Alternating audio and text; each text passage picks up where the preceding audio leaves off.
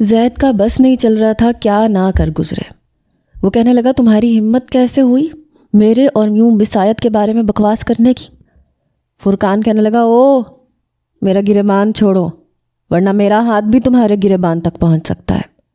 میری منگیتر کے ساتھ عاشقی کا کھیل رچا کے، اس کے ساتھ مزے لوٹ کے، اسے پیسوں کی چمک دکھا کے لے اڑے، بچہ تک پیدا کر لیا، اور اب عزت کا ڈھونگ رچا رہے ہو۔ میری تو جان نکلی تھی۔ میں نے کہا سر آپ دفع کریں اس شخص کو۔ فرقان کہنے لگا سر؟ تم اپنے شوہر کو سر کیوں کہہ رہی ہو؟ کیا نام لینے کی بھی اجازت نہیں دی اس نے تمہیں؟ سچ بتاؤ آیت، سب کے سامنے تمہیں بیوی بھی کہتا ہے یا شادی صرف اپنی رات کی عیاشی کے لیے کی ہے؟ فرقان کا یہ کہنا تھا کہ زید نے اس کے منہ پہ مکہ مار دیا۔ وہ کہنے لگا ہاؤ ڈیئر یو، تم ہوتے کون ہو اس طرح کی بکواس کرنے والے؟ میں تمہیں چھوڑوں گا نہیں۔ زید فرقان کو مارنے لگا۔ وہاں بہت سے نوجوان اکٹھے ہو گئے۔ وہ زید سے فرقان کو چھڑوانے کی کوشش کرنے لگے۔ فرقان کہنے لگا میں دیکھ لوں گا تمہیں۔ فرقان کے منہ سے خون نکل رہا تھا۔ زید نوجوانوں سے کہنے لگا چھوڑو مجھے، میں اس شخص کو زندہ نہیں چھوڑوں گا۔ یہ ہوتا کون ہے اس طرح کی بکواس کرنے والا؟ فرقان وہاں سے بھاگ گیا اور میں اپنی جگہ پریشان کھڑی تھی۔ نوجوان زید کو سمجھانے لگے کہ آپ اسے دفع کریں، وہ تو آوارہ قسم کا نوجوان ہے۔ بڑی مشکل سے وہ کچھ نارمل ہوا۔ فری کا بھائی پانی کا گلاس لے آیا۔ زید پسینے سے شرابور ہو چکا تھا۔ پانی کا گلاس پکڑ کے ایک ہی گھونٹ میں پی گیا۔ فری کے والد بھی وہاں آ گئے۔ زید سے کہنے لگے بیٹا تم فکر نہ کرو، ہم اسے دوبارہ یہاں نہیں آنے دیں گے۔ زید مجھے دیکھنے لگا۔ میں اڑی ہوئی رنگت کے ساتھ وہاں کھڑی تھی۔ مجھے نہیں پتا تھا کہ میرے ذرا سے جھوٹ پہ یہ سب کچھ ہو جائے گا۔ اس سے پہلے کہ وہ مجھ سے کچھ کہتا، فری کے والد کہنے لگے بیٹا تم اندر جاؤ، فریحہ تمہارا ویٹ کر رہی ہے۔ پھر زید سے کہنے لگے سر آپ پلیز یہیں بیٹھیں، تھوڑی دیر میں فنکشن شروع ہو جائے گا۔ ہماری آپ سے التجا ہے، آپ ہماری بیٹی کا فنکشن ضرور اٹینڈ کر کے جائیں۔ لیکن وہ مسلسل انکار کر رہا تھا۔ میں چھوٹے چھوٹے قدم اٹھاتی حسن کو گود میں لے کے اندر آ گئی۔ وہاں فریحہ بیٹھی تھی، ساتھ میں اس کی دوستیں بھی تھیں۔ میری بھی بہت سی کالج کی دوستیں وہاں موجود تھیں، یونیورسٹی کی بھی، لیکن سب ہنس رہی تھیں، باتیں کر رہی تھیں۔ اندر ہی اندر مجھے یہ فکر ستائے جا رہی تھی کہ پتہ نہیں اب کیا ہوگا، پتہ نہیں فرقان یہاں کیوں آیا تھا۔ مجھے تو لگا تھا کہ وہ کبھی بھی میرا پیچھا نہیں کرے گا۔ اب زید یقیناً مجھ سے بعد میں فرقان کے بارے میں پوچھے گا ضرور۔ کیا جواب دوں گی اسے؟ کیا کہوں گی؟ مہندی کی رسم ادا کرتے ہی میں نے ٹھیک سے کھانا بھی نہیں کھایا اور فری کے بھائی کے ہاتھ پیغام پہنچا دیا کہ واپس گھر جانا ہے۔ جب میں باہر آئی تو زید پہلے سے گاڑی میں بیٹھا تھا۔ اس کے چہرے سے لگ رہا تھا کہ کافی غصے میں ہے۔ جب میں حسن کو گود میں لیے گاڑی میں بیٹھ گئی تو اس نے گاڑی اسٹارٹ کی۔ وہ کہنے لگا کیا آپ منگنی شدہ ہیں؟ میں نے کہا نہیں، وہ جھوٹ بول رہا تھا۔ وہ کہنے لگا وہ آپ کو میری بیوی کہہ رہا تھا؟ کون تھا وہ؟ میں نے کہا وہ میرا کزن، میرا ماموں زاد ہے۔ اصل میں میرے والدین کا انتقال ہو چکا تھا، میں اپنے ماموں ممانی کے ساتھ رہتی تھی۔ میری ممانی زبردستی میری شادی اپنے اس آوارہ بیٹے سے کرنا چاہتی تھی۔ میں اس سے شادی نہیں کرنا چاہتی تھی، اس لیے میں نے آپ کی جاب کی آفر کو قبول کر لیا، کیونکہ آپ کی جاب کی آفر کی مدت 5 سال تھی اور مجھے 5 سال تک ایک محفوظ مقام چاہیے تھا تاکہ میری اپنے اس ماموں کے بیٹے سے جان چھوٹ جائے۔ وہ کہنے لگا اس کے لیے آپ نے کیا جھوٹ بولا؟ میں چاہ رہی تھی کہ اپنی بات کر کے اس کی توجہ اس بات کی طرف سے ہٹا دوں، لیکن وہ ابھی بھی اسی بات پہ قائم تھا۔ میں نے کہا میں نے یہ کہا کہ آپ مجھ سے شادی کر چکے ہیں۔ اگر میں یہ نہ کہتی تو وہ لوگ کبھی بھی مجھے آپ کے گھر جاب نہیں کرنے دیتے، اور میں اس جاہل شخص سے شادی نہیں کرنا چاہتی تھی۔ لیکن مجھے نہیں پتا تھا کہ وہ ایسے سب کے سامنے آپ سے یوں بدتمیزی کرے گا۔ I am sorry sir. زید کہنے لگا اٹس اوکے، مجھے نہیں لگتا کہ اتنے مکے کھانے کے بعد دوبارہ وہ ایسی کوئی حرکت کرے گا۔ میں گھر واپس آ کے اپنے کمرے میں چلی گئی۔ حسن سو چکا تھا۔ میرا دل اس وقت بے حد مطمئن تھا کیونکہ میں زید کو سب کچھ بتا چکی تھی۔ اب مجھے کسی کا بھی کوئی ڈر نہیں تھا۔ ایسے لگتا تھا کہ جیسے وہ سب کچھ سنبھال لے گا۔ لیکن جو کچھ اس کے بعد ہوا میں سوچ بھی نہیں سکتی تھی۔ اگلے روز فری کی شادی تھی، لیکن شام سے ہی حسن کو بخار ہو گیا۔ بخار بھی اسے بہت تیز ہوا۔ میں بہت پریشان ہو گئی۔ اس کی ساری میڈیسن موجود تھی۔ میں نے اسے بخار کی میڈیسن بھی دی۔ ذرا سا بخار اترا تھا، لیکن وہ میری گود سے اترنے کا نام نہیں لے رہا تھا۔ وہ روئے جا رہا تھا، بالکل کملا کے رہ گیا تھا۔ رات کو جب زید وہاں پہ آیا تو مجھے عام سے حلیے میں دیکھا۔ پوچھنے لگا، مس آیت آپ تیار نہیں ہوئی؟ آپ کی دوست کی شادی ہے۔ میں نے کہا مجھے نہیں جانا۔ کہنے لگا کیوں، کیا ہوا؟ میں نے کہا حسن کو بخار ہے اور اسے چھوڑ کے میں شادی میں چلی بھی گئی تو مجھے چین نہیں آئے گا، میرا دھیان حسن کی طرف ہی لگا رہے گا۔ وہ کہنے لگا اسے بخار ہے، آپ نے بتایا کیوں نہیں؟ میں نے کہا اس کی میڈیسن موجود تھی، وہ میں نے دے دی ہے۔ وہ فوراً سے میرے پاس آیا، حسن کو میری گود سے پکڑ لیا، اسے پیار کرنے لگا۔ کہنے لگا میں اسے سنبھال لوں گا، آپ ڈرائیور کے ساتھ جانا چاہیں تو جا سکتی ہیں۔ میں نے کہا نہیں، مجھے وہاں چین ہی نہیں آئے گا۔ میں فری سے فون پہ بات کر کے اس سے معذرت کر چکی ہوں، پلیز آپ اسے مجھے پکڑا دیں۔ صبح سے روئے جا رہا ہے، کسی کے پاس نہیں جا رہا۔ ابھی بھی حسن میری طرف دیکھ کے میری جانب ہی لپک رہا تھا۔ زید نے اسے مجھے پکڑا دیا۔ رات بھر وہ ٹھیک سے سویا نہیں تھا، بار بار رو رہا تھا اور میں اسے گود میں لے کے بیٹھی رہی۔ میری آنکھیں کبھی نیند سے اتنی چور ہونے لگتی کہ میں نیند میں اونگنے لگتی، لیکن پھر بھی اپنی آنکھیں زبردستی کھول لیتی تھی۔ وہ سویا ہوا بھی ہائے ہائے کر رہا تھا۔ صبح 7 بجے اس کا بخار اور بھی زیادہ تیز ہو گیا۔ میں بے حد پریشان ہو چکی تھی، اس لیے حسن کو گود میں پکڑے میں زید کے کمرے کے دروازے کے پاس آئی۔ میں نے ہلکی سی دستک دی، لیکن وہ شاید گہری نیند میں سویا ہوا تھا۔ میں نے پھر سے دروازہ کھٹکھٹایا۔ اس نے دروازہ کھولا، مجھے روتا دیکھ کے پریشان ہو گیا۔ کہنے لگا کیا ہوا آپ کو؟ میں نے کہا حسن کو بہت تیز بخار ہے، پوری رات ٹھیک سے نہیں سو پایا۔ یہ سن کے وہ پریشان ہوا۔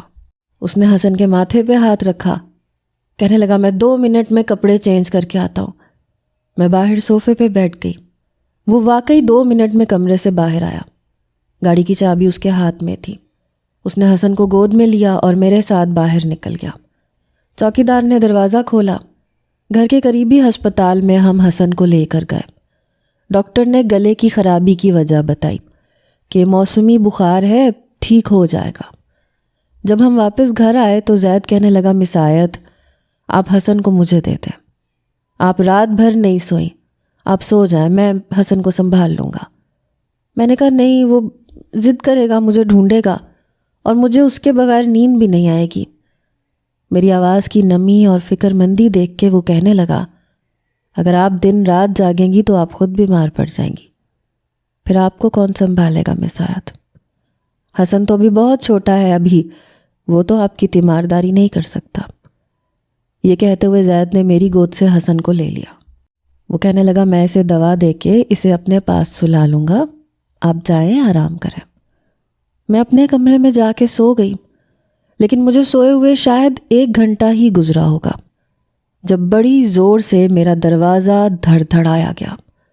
میں ہڑبڑا کے اٹھ بیٹھی کہ خیر ہو، حسن کی طبیعت ٹھیک ہو۔ میں نے جیسے ہی دروازہ کھولا، سامنے پھپھو مجھے بڑے خطرناک تیوروں سے دیکھ رہی تھی۔ وہ کہنے لگی مجھے تو پہلے ہی تم پہ شک تھا، ارے آج تک کبھی پولیس ہمارے دروازے پہ نہیں آئی، لیکن تمہاری وجہ سے زید کی عزت کا جنازہ نکل گیا۔ پولیس نے ہمارے بنگلے کو گھیر رکھا ہے۔ جاؤ بی بی، جا کے دیکھو، تمہارے ماموں ممانی تمہارے منگیتر نے پورے محلے میں تماشا لگا رکھا ہے۔ یہ سن کے میرے ہوش اڑے تھے۔ میں فوراً سے باہر آئی۔ لاؤنج کے بیرونی جانب زید کے بحث کرنے کی آوازیں آ رہی تھیں۔ میرا دل سینے میں ہی تھما تھا۔ میں جب لاؤنج کا دروازہ کھول کے باہر گئی تو میرے ماموں ممانی کے ساتھ فرقان بھی کھڑا تھا اور پولیس انسپکٹر بھی موجود تھا۔ مجھے اندازہ نہیں تھا کہ فرقان اتنا بڑا تماشا کھڑا کر دے گا۔ پولیس انسپکٹر زید سے کہہ رہا تھا کہ یا تو آپ نکاح نامہ دکھائیں یا پھر آپ ہمارے ساتھ پولیس اسٹیشن چلیں۔ میں فوراً سے آگے آ گئی کیونکہ میں قصوروار تھی۔ میں نے کہا انسپکٹر صاحب آپ مجھے بتائیں مسئلہ کیا ہے؟ فرقان کہنے لگا میری منگیتر ہوتے ہوئے تم بنا نکاح کے اس شخص کے ساتھ کیسے رہ سکتی ہو؟ اس سے پہلے کہ میں کچھ کہتی زید کہنے لگا انسپکٹر صاحب میں آپ کو کل تک نکاح نامہ دے دوں گا۔ نکاح نامہ میرے وکیل کے پاس ہے۔ یہ لڑکی میری بیوی ہے اور اسے یہاں سے کوئی بھی نہیں لے کے جا سکتا۔ اگر آپ کو ابھی بھی اعتراض ہے تو میں آپ کی آئی جی سے بات کروا دیتا ہوں۔ یہ سن کے میں حیرت سے زید کو دیکھنے لگی۔ انسپکٹر فرقان سے کہنے لگے تم چلو ہمارے ساتھ، اگر تم جھوٹے نکلے تو یاد رکھنا جیل کی سلاخوں کے پیچھے بند کر دوں گا۔ پھر زید سے کہنے لگا زید صاحب میں آپ کو 24 گھنٹوں کا وقت دیتا ہوں، کل اسی وقت تک آپ مجھے اپنا نکاح نامہ دکھائیں گے۔ زید کہنے لگا جی میں خود حاضر ہو جاؤں گا۔ میرے ماموں ممانی مجھے تعصب سے دیکھتے ہوئے وہاں سے چلے گئے۔ فرقان کو انسپکٹر باہر لے جا چکا تھا، مگر میرے پیچھے لاؤنج کے دروازے پہ کھڑی پھپھو اور مہرین کا حیرت سے منہ کھلے کا کھلا رہ گیا۔ پھپھو کہنے لگی زید یہ کیا کہہ رہے تھے تم نے اس ملازمہ سے نکاح کیا ہے؟ ارے یہ کیسے ہو سکتا ہے؟ زید کہنے لگا ہاں میں نے مس آیت سے نکاح کیا ہے، یہ میری بیوی ہے۔ یہ کہہ کے اس نے میرا ہاتھ پکڑا اور مجھے اپنے کمرے میں لے گیا۔ میں ٹھیک سے حیران بھی نہیں ہو پائی تھی جب وہ مجھے اپنے کمرے میں لے جا کے کمرے کا دروازہ بند کر چکا تھا۔ کمرے میں جاتے ہی اس نے میرا ہاتھ چھوڑ دیا۔ میں نے کہا آپ نے جھوٹ کیوں بولا؟ میری بات سن کے کہنے لگا تو پھر کیا کہتا؟ پولیس آپ کو آپ کے ماموں کے حوالے کر دیتی ہے اور مجھے آپ کو اپنے گھر میں رکھنے کے جرم میں جیل میں بند کر دیتی۔ میری بات وہ نہیں سنتے۔ میں نے کہا اور جب آپ کی بات جھوٹی نکلے گی تو کیا ہوگا؟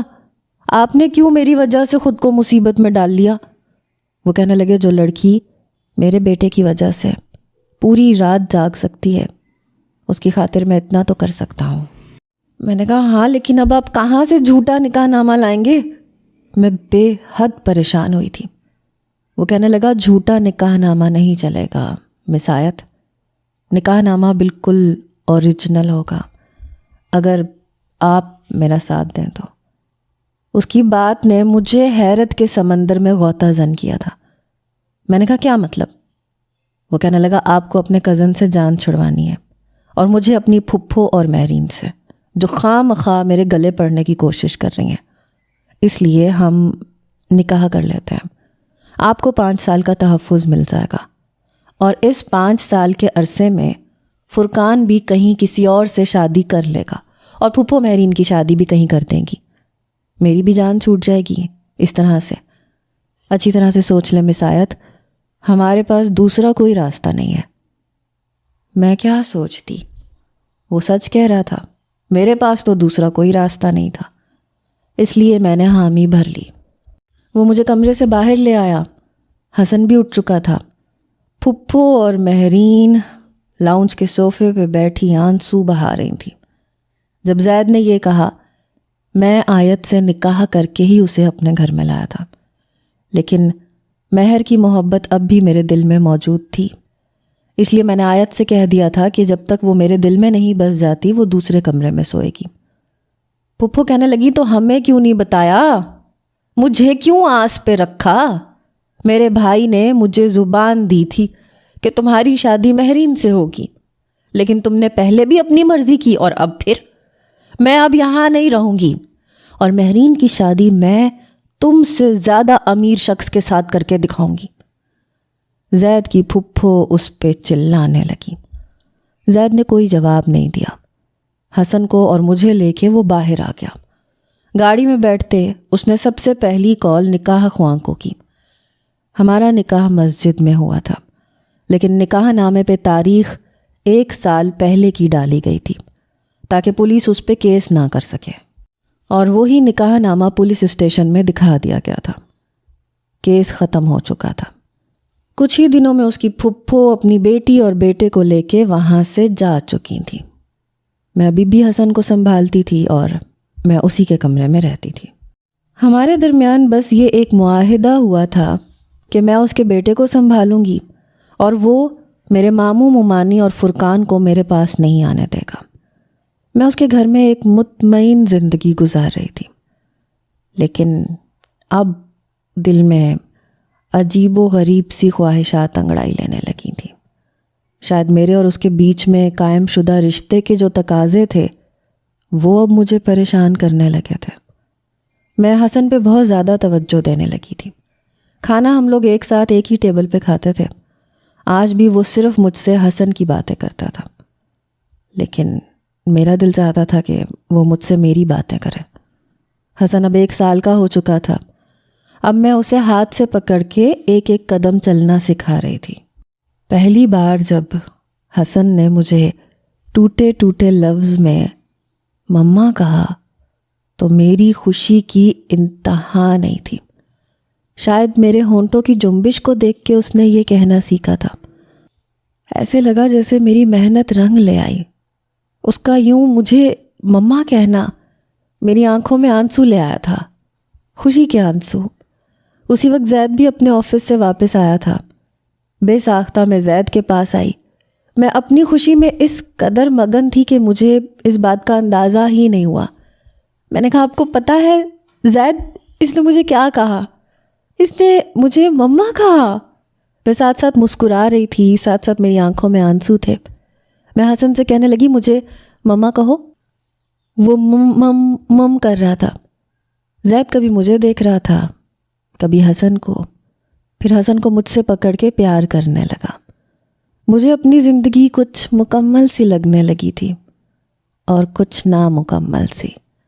جب میں حسن کو دیکھتی تھی، اس کی محبت کو دیکھتی تھی، تو مجھے کبھی یہ نہیں لگتا تھا کہ وہ میرا بیٹا نہیں ہے۔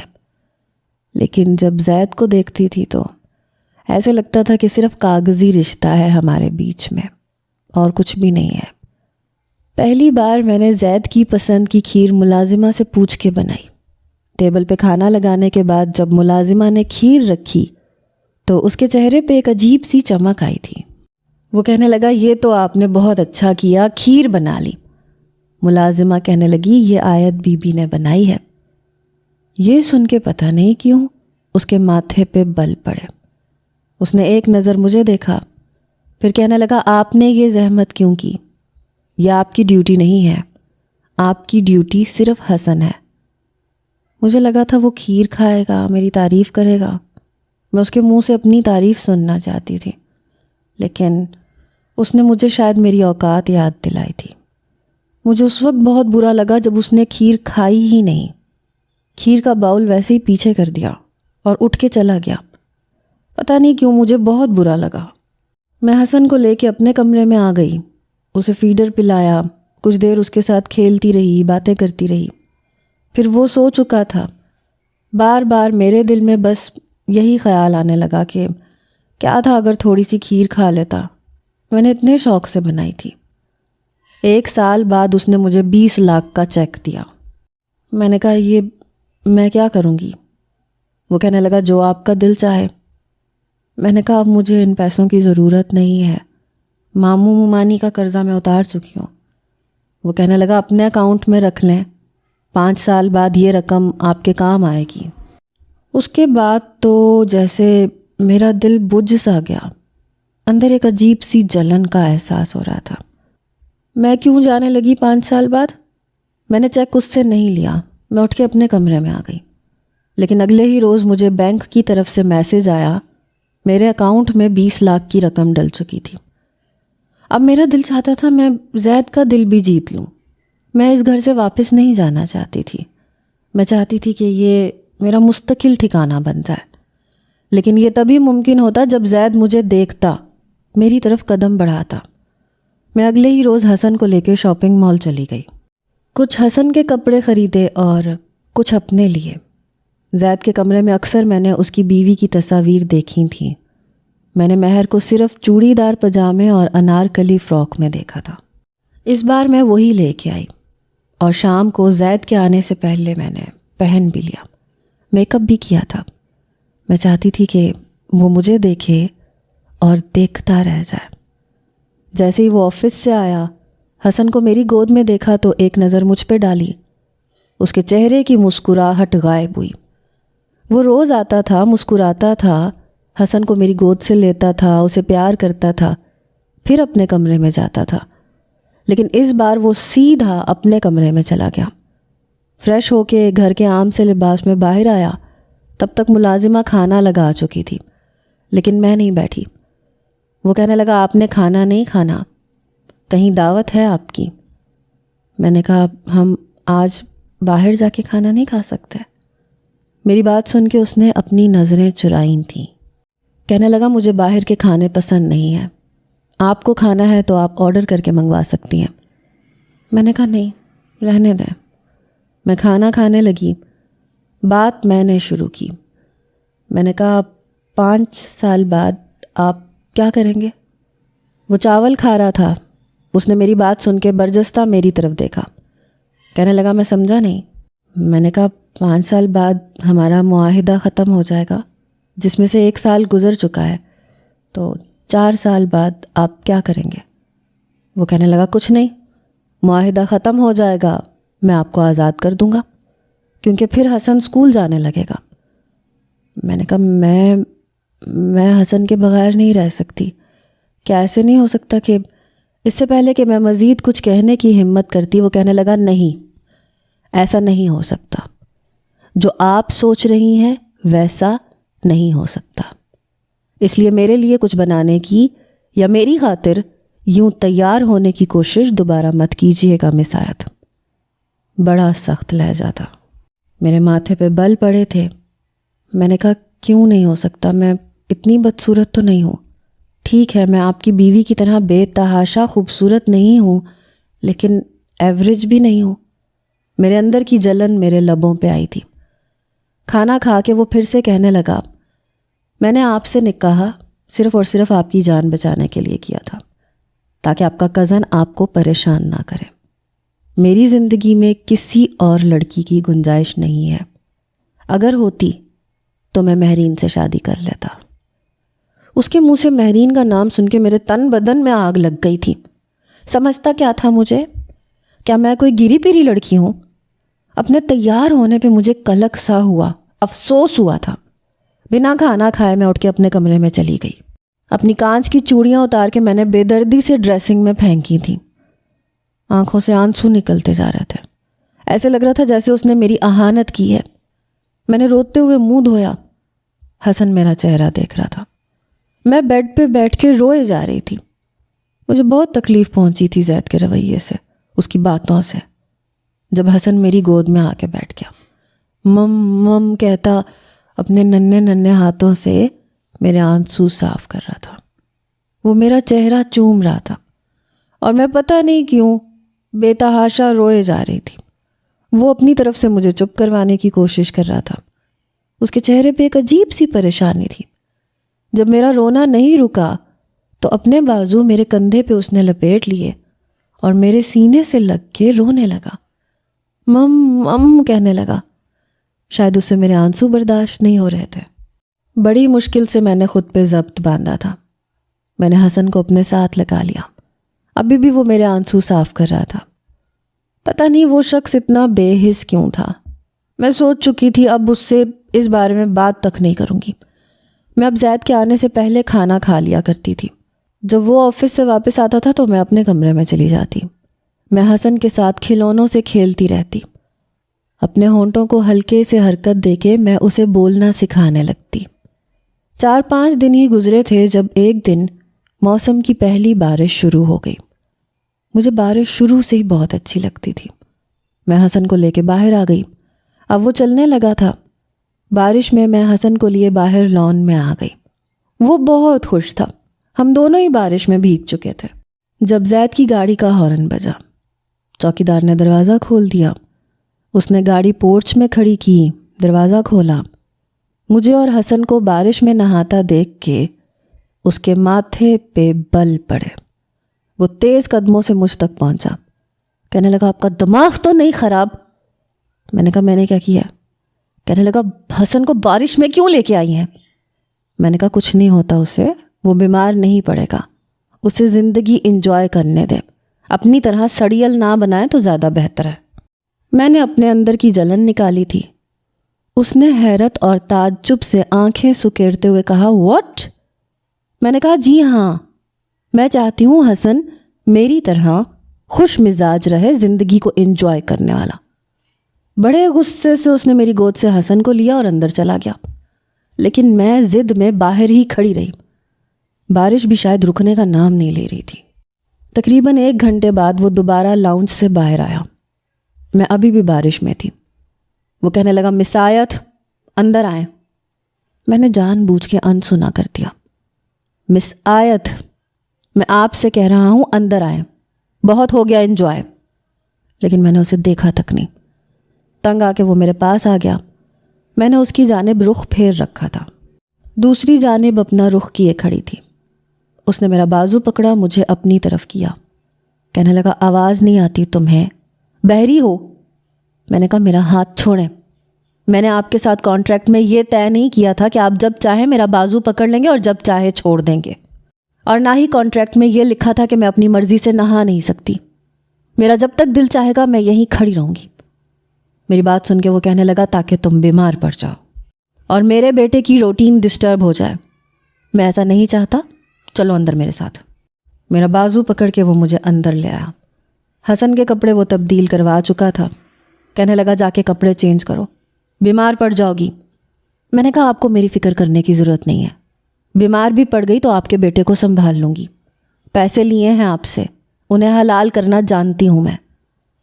میرے تلخ لہجے پہ کچھ دیر وہ مجھے دیکھتا رہا، پھر کہنے لگا ویری گڈ، انسان کو اتنا ذمہ دار ہونا چاہیے۔ بہتر ہے کہ آپ اپنے پیسے حلال کریں، جائیں جا کے چینج کریں، میں آپ کا بیمار ہونا افورڈ نہیں کر سکتا۔ 1 سال اور گزر گیا، اس پتھر دل انسان کے اندر شاید دل تھا ہی نہیں۔ میں نے بہت چاہا کہ میں اس شخص سے نفرت کروں، لیکن پتہ نہیں کیوں وہ میرے دل میں آ کے بیٹھ چکا تھا اپنی تمام تر سنگ دلی کے ساتھ۔ میں چاہ کے بھی اس کے خیالات سے پیچھا نہیں چھڑوا پا رہی تھی۔ میں چاہتی تھی وہ بھی مجھ سے محبت کرے۔ میں بے بس سی ہونے لگتی تھی، رات کو نیند نہیں آتی تھی، پتہ نہیں کیوں۔ ایک بار جب وہ اپنے آفس میں تھا اور حسن سو رہا تھا تو میں زید کے کمرے میں آ گئی۔ اس کی دیوار پہ لگی تصاویر کو دیکھ کر، اس کی اپنی بیوی کے ساتھ مسکراتے ہوئے اسے دیکھ کر میرے اندر ایک تلاطم طوفان نے انگڑائی لی تھی۔ میں نے اس کی وہ تصویر زمین پہ پھینک کے توڑ دی اور خود جلدی سے اس کے کمرے سے نکل کر حسن کے کمرے میں چلی گئی۔ یہ سب کرتے ہوئے مجھے کسی ملازم نے نہیں دیکھا تھا۔ شاید شیشہ ٹوٹنے کی آواز سن کے بعد میں کوئی ملازم زید کے کمرے میں گیا تھا۔ جب وہ آفس سے واپس آیا تو ملازمین پہ بہت چلا رہا تھا کہ تصویر کیسے ٹوٹ گئی، کون اس کے کمرے میں گیا تھا۔ میں حسن کے کمرے میں بیٹھی خود سے ہم کلام تھی۔ بہت تکلیف ہو رہی ہے اسے تصویر ٹوٹنے پہ، وہ بھی ایک ایسی عورت کی جو دنیا میں ہے ہی نہیں، اور یہاں میرا دل توڑتے ہوئے اسے ذرا احساس نہیں ہوتا۔ بہرحال بات آئی گئی ہو گئی۔